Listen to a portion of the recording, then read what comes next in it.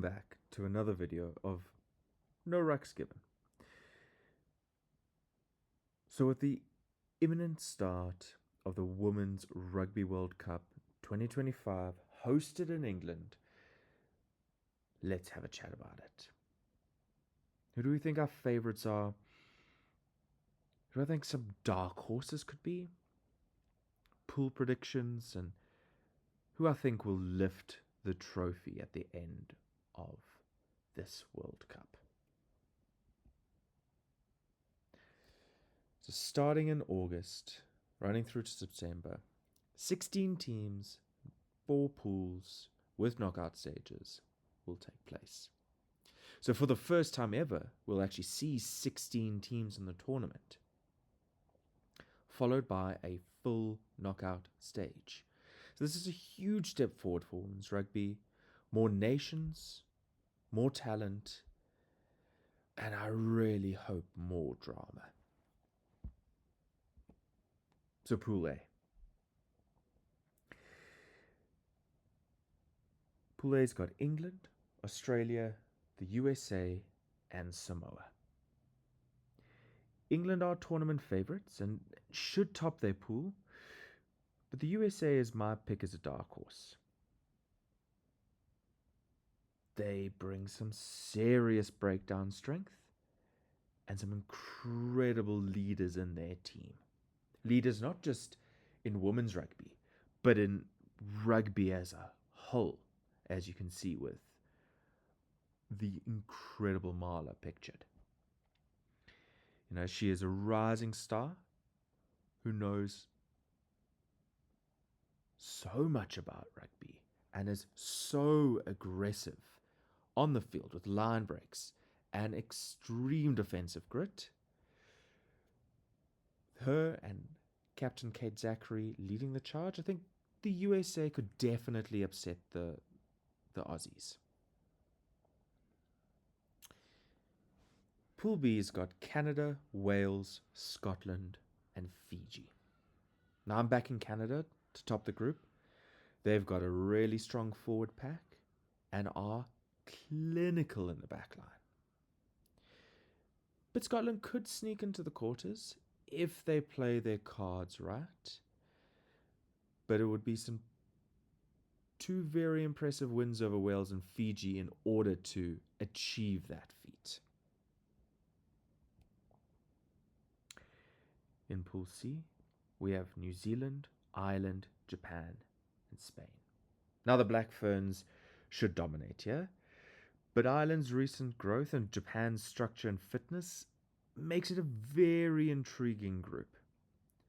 For me, I'd love to see Japan make it. The men's team has grown so much since that famous win against South Africa in the 2015 World Cup onto the 2019 World Cup that they hosted and showed incredible grit to get through to those quarters, unfortunately falling to the later champions in South Africa.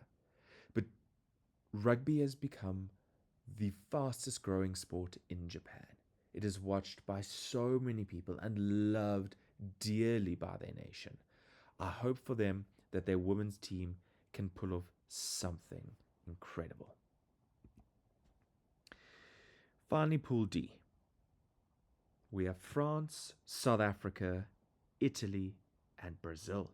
Now, the French are clear favourites. But this is where I'm keeping an eye on South Africa. Their team has improved in depth and structure, and with a focus now on women's rugby in South Africa, we've started to see their growth and development far beyond what the teams have been in the past. So I hope for them to get a win over Italy, get a win over Brazil, making it through to the quarterfinals. Now, the favourites are quite easy. It's England, New Zealand, and France, and I believe 2 of these 3 teams will make it to the final. Now, depth, talent, and experience should power these teams through to, at the very least, the semi-finals. But as we know in Rugby World Cups, depth is always challenged. And there are bound to be injuries. There are bound to be crazy upsets, losing star players. So how can the rest of the team continue to push forward even without a star player potentially? Now the dark horses. Canada, the USA, and South Africa. Now I'm adding the USA to the list here, mainly thanks to their back row, standout leader like Kate Zackary, alongside Canada and a much improved South Africa. There could be some upsets facing these three teams in the quarters. I think you really have to worry, even if you're New Zealand, France, or England. So what is my far too early prediction for the final? It's England versus New Zealand. A rematch of 2021. But this time England has it at home with more experience and more hunger. As a far too early prediction, I want to call it for England. They're at home. They have their fans.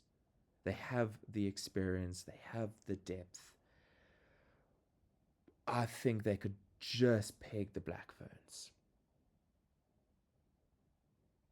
So thanks for joining me for a very quick look. I'm definitely going to go into more depth on some of these teams, on some of the games, when it starts in September, in August. But I cannot wait for more rugby. It is going to be awesome. Thanks for joining me. This has been No Rucks Given. See you on the next one.